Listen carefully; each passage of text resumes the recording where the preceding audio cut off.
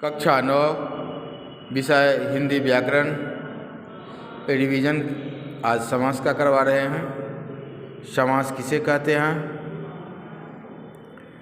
समास कितने प्रकार के होते हैं, समास की क्या क्या विशेषताएं हैं। समास शब्द का अर्थ संक्षेपीकरण अर्थात समास होने पर शब्दों के बीच की विभक्तियों तथा योजक शब्द और अथवा आदि का लोप हो जाता है और शब्द का संक्षेपीकरण हो जाता है। जैसे राजा का पुत्र का समास राजपुत्र हो जाता है।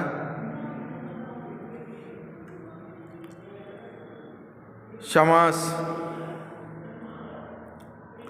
दो या दो से अधिक शब्दों के मेल से नए शब्द बनाने की प्रक्रिया को समास कहते हैं। दो या दो से अधिक शब्दों के मेल से नए शब्द बनाने की प्रक्रिया को समास कहते हैं।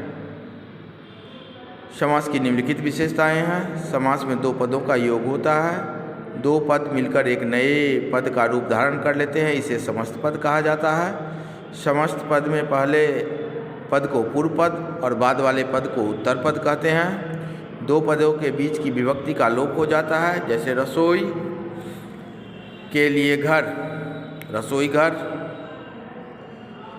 समास 6 प्रकार के होते हैं। कहीं कहीं समास के 4 प्रकार ही दिया गया है। जहाँ 4 प्रकार दिया है वहाँ तत्पुरुष समास के 2 भेद कर दिया गया है, द्विगु और कर्मधारय, द्विगु और कर्मधारय को।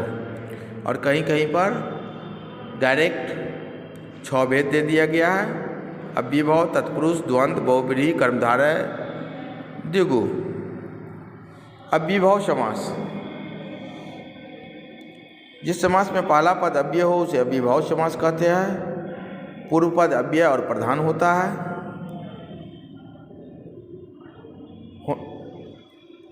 इसका उत्तर पद संज्ञा विशेषण जरूर होता है। जैसे अजन्मा बिना जन्मे विग्रह हो गया, आजीवन विग्रह जीवन भर हो गया, ये अव्ययभाव समास का उदाहरण हो गया। रातों रात, आमरण, बेकाम, ये सब विभव है। तत्पुरुष, जिस समास में उत्तर पद प्रधान तथा पूर्व पद गौण हो और पूर्व पद के साथ विभक्ति का लोप होता है, उन्हें तत्पुरुष समास कहते हैं। जैसे ग्रामगत, इसका विग्रह करेंगे तो ग्राम को गया हुआ। देशभक्त, मृत्यु प्राप्त, हस्तलिखित, तो ये तत्पुरुष समास का उदाहरण हो गया। इसका भी कई भेद है।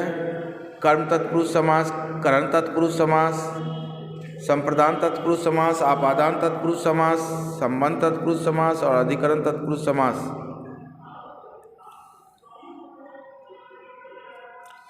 अधिकरण में कर्मवीर, कर्म में वीर। संबंध में राजपुत्र, राजा का पुत्र। आपादान में पथभ्रष्ट, पथ से भ्रष्ट। संप्रदान में रसोई घर, रसोई के लिए घर। करण में हस्तलिखित, हाथ से लिखा हुआ। कर्म ग्रामगत, ग्राम को गया हुआ। तीसरा समास है द्वंद्व समास, जिस समास में दोनों पद प्रधान हो उसे द्वंद्व समास कहते हैं।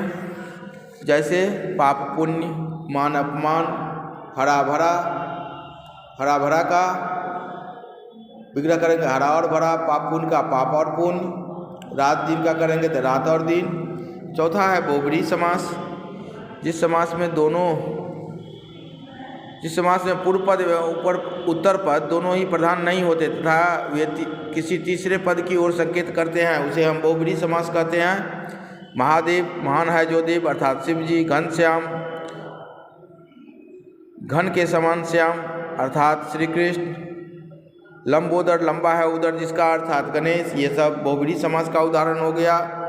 कर्मधारय, जिस समास में दोनों पदों के बीच विशेष विशेषण या उपमेय उपमान का संबंध हो उसे कर्मधारय समास कहते हैं। जैसे पीताम्बर, पीला है जो अंबर। नीलांबर, नीला है जो अंबर। कमल नयन, कमल के समान नयन।